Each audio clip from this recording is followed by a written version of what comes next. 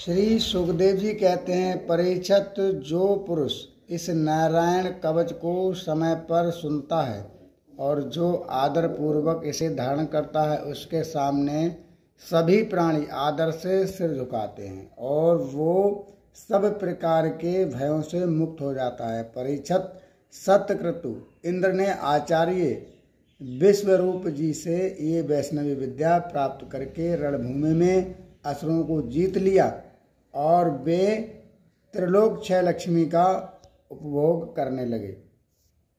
ये नारायण कवच क्या है? अब आप सभी नारायण कवच को सुने। 8वां अध्याय, नारायण कवच का उपदेश।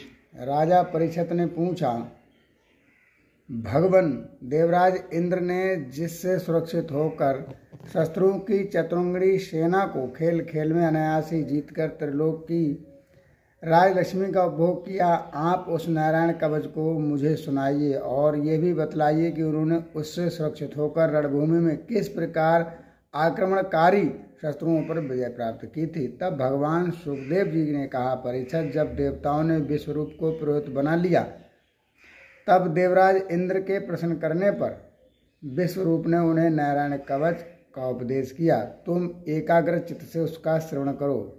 विश्वरूप ने कहा, देवराज इंद्र, भय का अवसर उपस्थित होने पर नारायण कवच धारण करके अपने शरीर की रक्षा कर लेनी चाहिए। उसकी विधि ये है कि पहले हाथ पैर धोकर आचमन करे, फिर हाथ में कुश की पवित्री धारण करके उत्तर मुख बैठ जाए।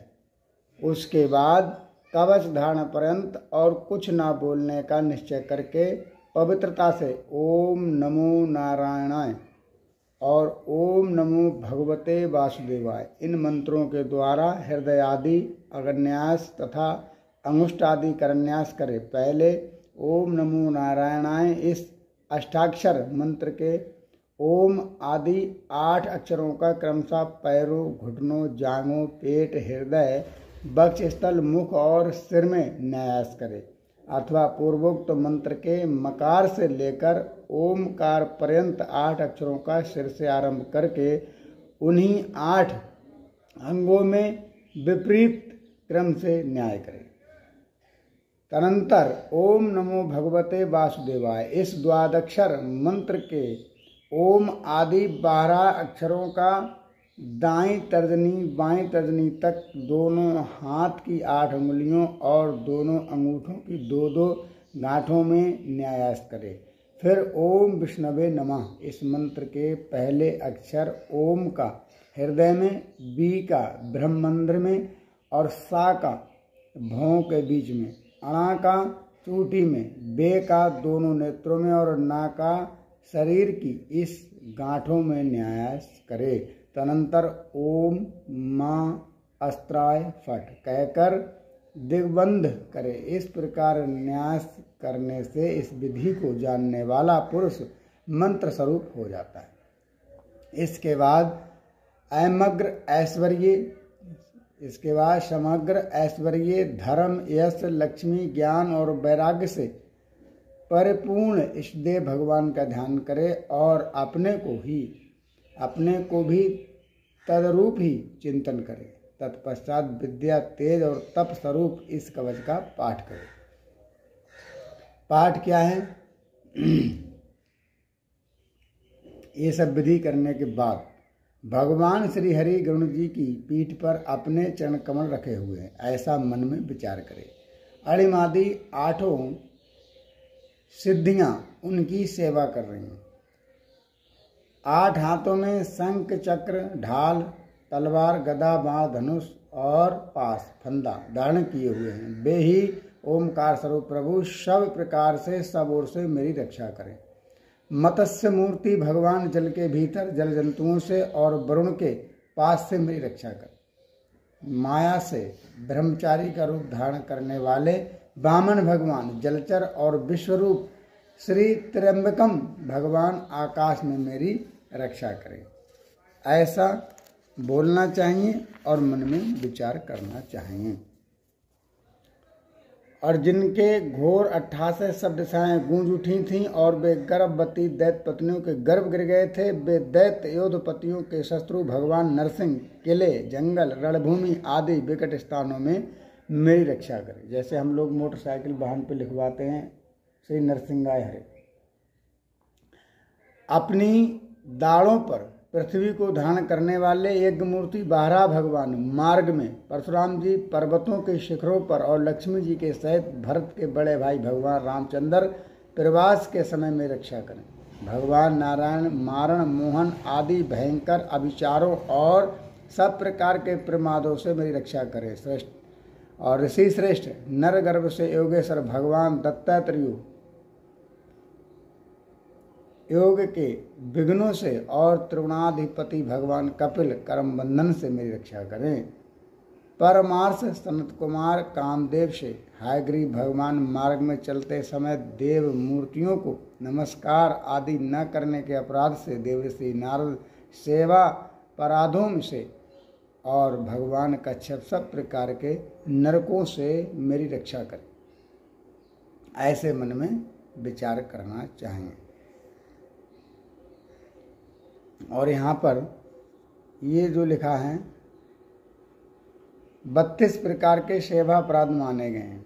सवारी पर चढ़कर अथवा पैर में खड़ाऊं पहनकर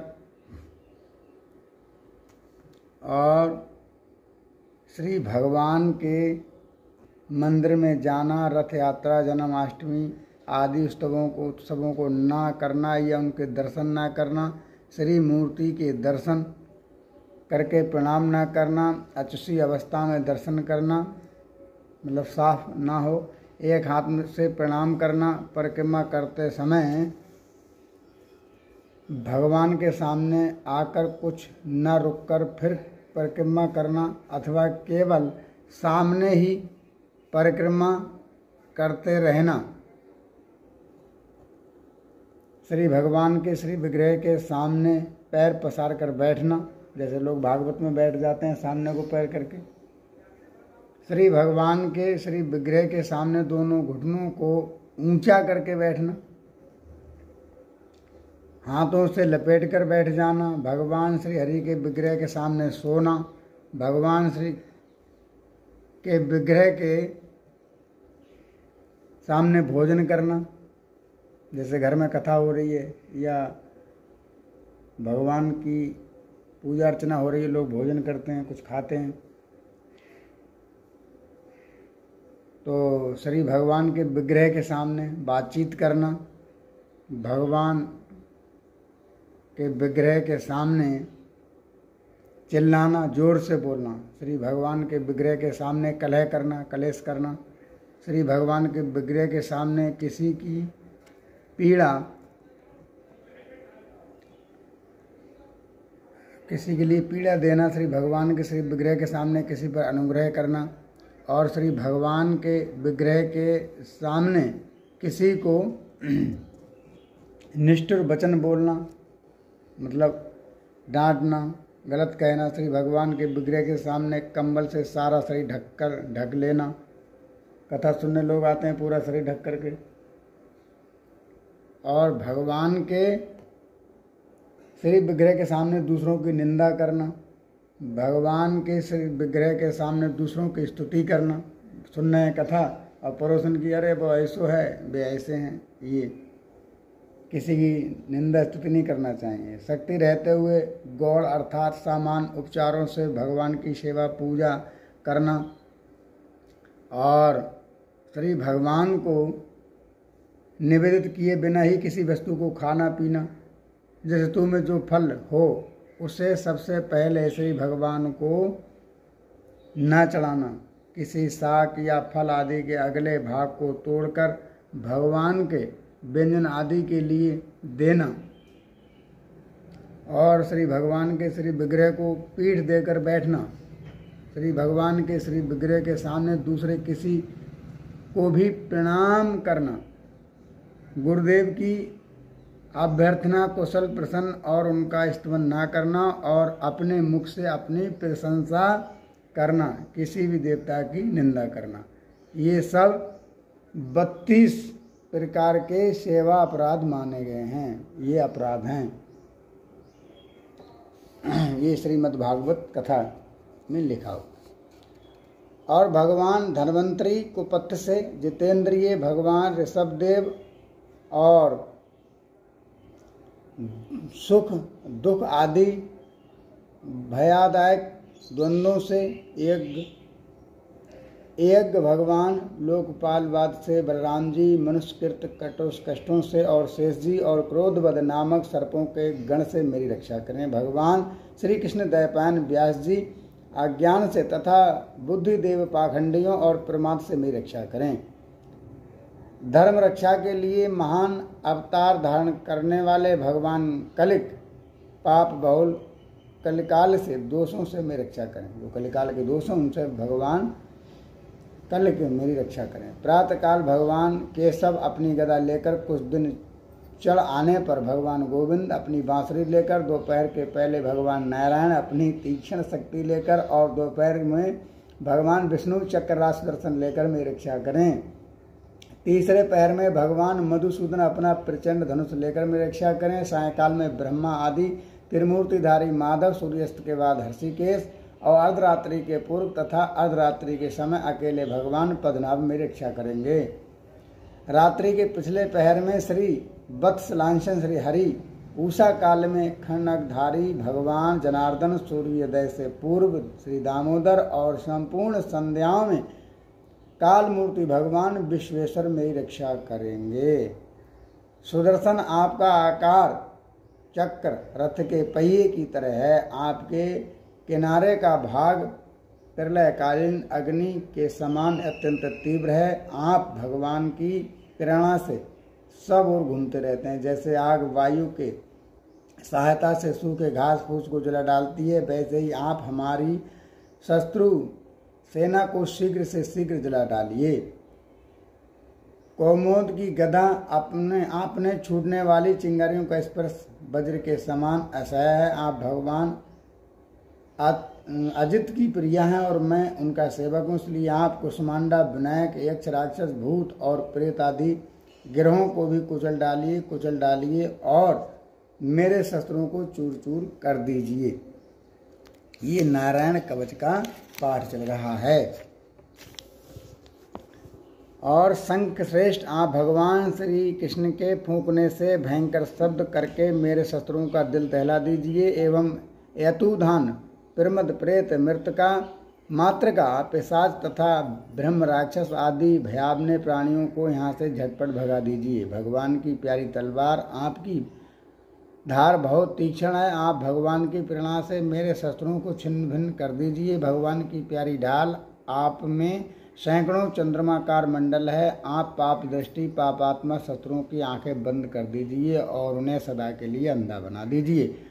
सूर्य आदि ग्रह, धूमकेतु, पुच्छल तारे आदि केतु, दुष्ट मनुष्य, सर्प आदि रेंगने वाले जंतु, दाड़ों वाले हिंसक पशु, भूत प्रेत आदि तथा पापी प्राणियों से हमें जो जो भय हों और जो हमारे मंगल के विरोधी हों, वे सभी भगवान के नाम रूप तथा आयुधों का कीर्तन करने से तत्काल नष्ट हो जाए। हृदय, रथंतर आदि साम वेदई स्त्रोतों से जिनकी स्तुति की जाती है, वे वेदमूर्ति भगवान गरुण और विश्व केसनी अपने नामोच्चारण से प्रभाव से हमें सब प्रकार की विपत्तियों से बचाएं।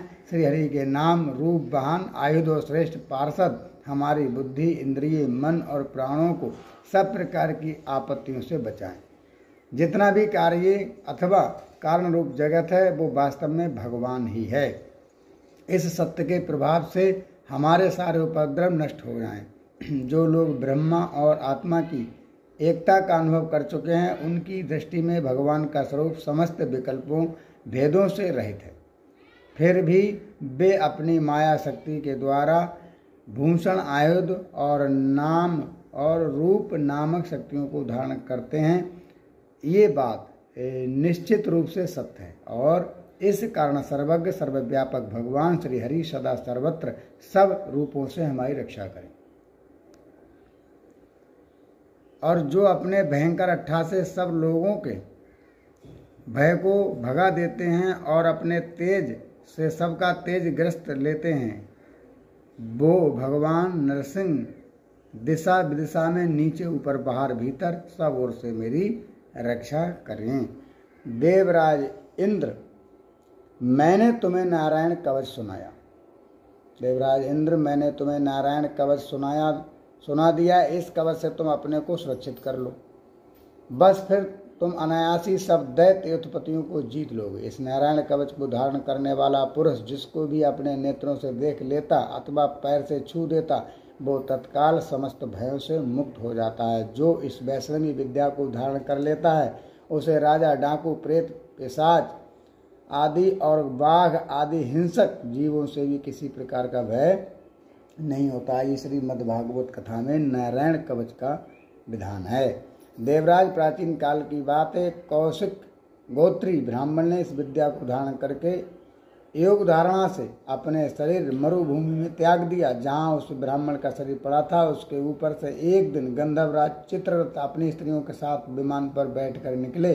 वहीं आते ही वे नीचे की ओर सिर किए विमान सहित आकाश से पृथ्वी पर गिर पड़े। इस घटना से उनके आश्चर्य की सीमा न रही। जब उन्हें बालखिल मुनियों ने बतलाया कि ये नारायण कवच धारण करने का प्रभाव है, तब उन्होंने उस ब्राह्मण देवता की हड्डियों को ले जाकर पूर्व वाहिनी सरस्वती नदी में प्रभावित कर दिया और फिर स्नान करके वे अपने लोक को चले गए। बोली कृष्ण भगवान की जय।